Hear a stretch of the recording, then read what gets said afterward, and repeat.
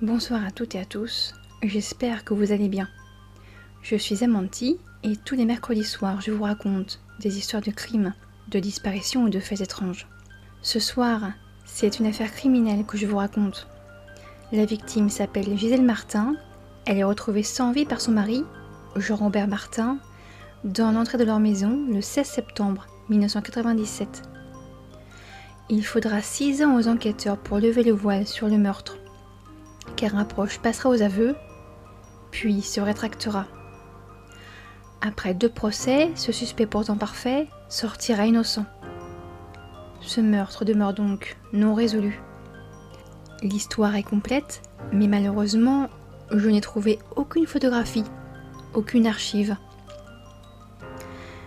Il n'y aura donc aucune photo de Gisèle Martin, de son époux, ni du suspect. Il y aura donc beaucoup d'illustrations. Voici l'histoire du meurtre non résolu de Gisèle Martin.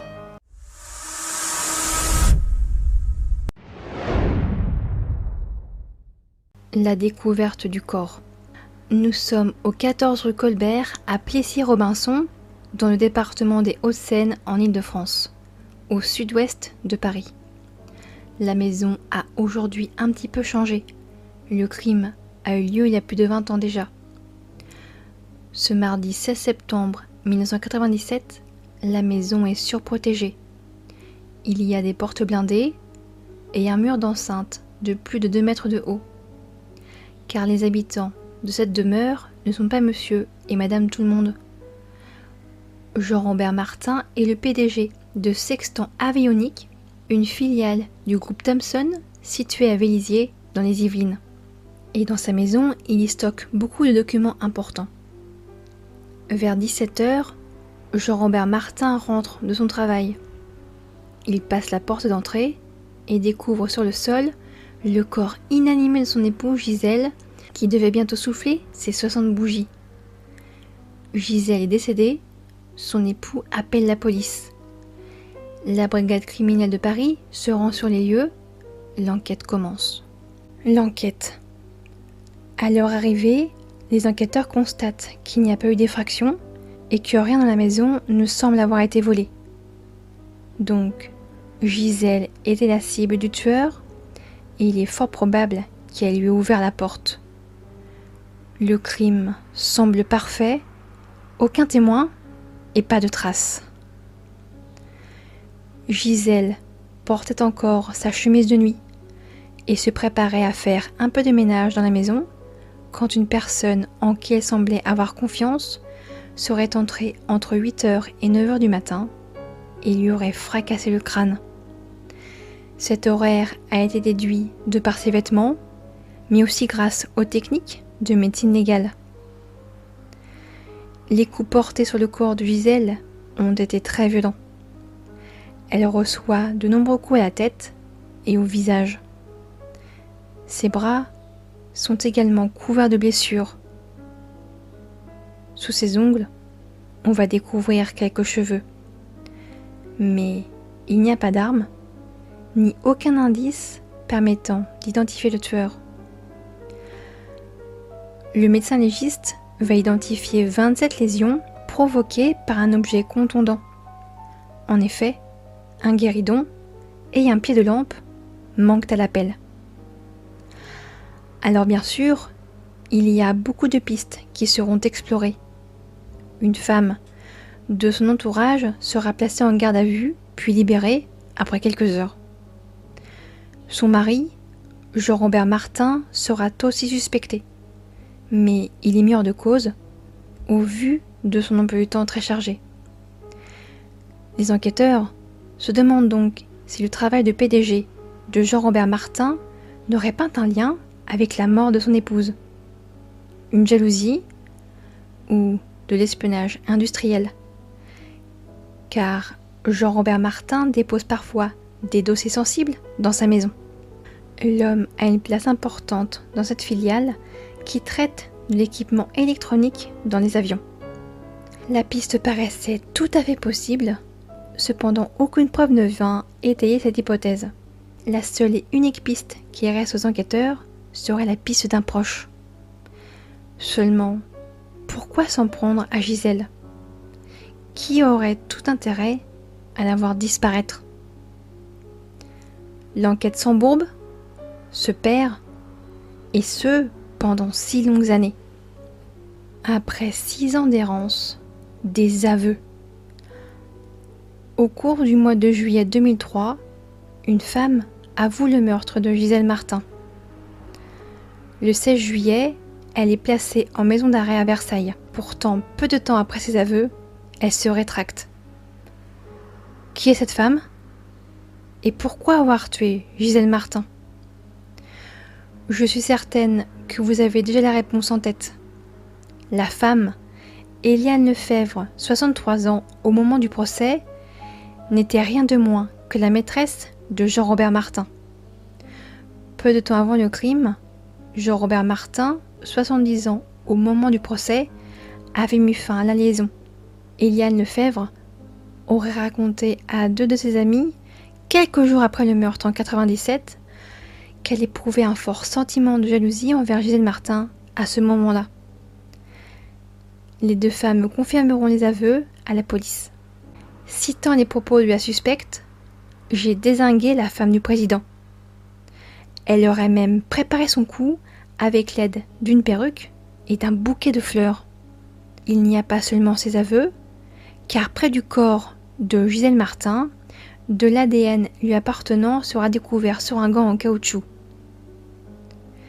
Il y aura aussi son téléphone portable qui se trouvait probablement près du domicile des Martin à l'heure présumée du crime. Elle aurait appelé Jean-Robert à de multiples reprises. Éliane Lefebvre revient sur ses aveux survenus 6 ans plus tard. Elle explique que son geste était un geste d'amour envers Jean-Robert, que c'est même lui qui lui aurait demandé de se dénoncer à sa place. La rupture ne lui fait pas peur, car en 1999, Éliane Lefebvre continuait d'écrire des mots doux à son ancien amant. Je cite: « J'ai rêvé de vous, j'ai eu envie de vous. Je n'arrive pas à ne pas avoir de sentiments pour vous. » Pourtant, au cours du procès, elle mettra tout en œuvre pour que son ancien amant soit accusé. Ou en tout cas pour que les soupçons se tournent vers lui. Une façon assez simple de susciter un doute raisonnable auprès du jury. Malgré cette tentative, elle sera condamnée à 18 ans de prison le vendredi 27 juin 2008 pour meurtre prémédité. Éliane Lefebvre fera appel et change d'avocat. Son nouvel avocat, Éric Dupond-Moretti, a dénoncé une enquête mal organisée et parvient à insuffler le doute. L'ADN retrouvé sur un gant près du corps s'expliquerait car Éliane avait pris l'habitude de passer chez les Martin quand ils sont absents. Pour le téléphone localisé non loin du domicile, elle explique qu'elle se promenait aux étangs de Meudon. Éliane Lefebvre se fait toute petite. Son ancien amant raconte la vie qu'il menait avec son épouse. Je cite: « Une vie sociale riche, dont Gisèle était la cheville ouvrière. » La liaison entre Jean-Robert Martin et Éliane dure 18 mois, mais il craque en juillet 97 et avoue tout à son épouse. Il appelle Éliane devant Gisèle pour mettre fin à la relation. Le lendemain, Gisèle rappelle à Éliane que tout est fini. Gisèle Martin va rappeler Éliane presque tous les jours pendant un mois pour le lui rappeler. Après ce procès en appel, Éliane Lefebvre est acquittée. Elle est innocente. Cette affaire criminelle reste donc pour la justice non résolue. Cela fera 25 ans, le 16 septembre prochain, que Gisèle Martin, 60 ans, est agressée puis tuée sur le pas de sa maison. Elle a été tuée soit par une personne qu'elle connaissait, soit par quelqu'un qui lui inspirait confiance. Certaines personnes ont des certitudes sur le coupable de ce crime. Cependant, le temps n'a, dans ce cas précis, pas aidé la justice dans son exercice. Aujourd'hui, Éliane Lefebvre est libre et innocente. Jean-Robert Martin s'est remarié. En 98, il est nommé directeur du Business Group System Aéroporté, numéro 1 en Europe et 4e mondial de la guerre électronique, et PDG de Thomson CSF, compagnie générale de télégraphie sans fil. Cette entreprise a disparu et est devenue l'entreprise Thales en 2000, entreprise que vous connaissez bien. En 2000, il devient donc directeur général du pôle défense au sein de Thales, une entreprise donc aux multiples fonctions allant du transport de passagers à la défense. Il quitte ses fonctions 2 ans plus tard et crée sa société de conseil CM2I, une entreprise de conseil dans le métier de l'industrie, et rejoint XPM, une société de management de transition en 2005. Chacun a donc repris le cours de sa vie, mais personne n'oublie Gisèle Martin. Si vous êtes encore là, je vous en remercie. Cela montre que cette vidéo vous a sûrement plu. Si c'est le cas, n'hésitez pas à mettre un commentaire sur cette affaire criminelle et à mettre un petit like. Je vous souhaite à tous une bonne semaine et je vous donne rendez-vous ce week-end pour de nouvelles actualités. Et d'ici là, n'oubliez pas,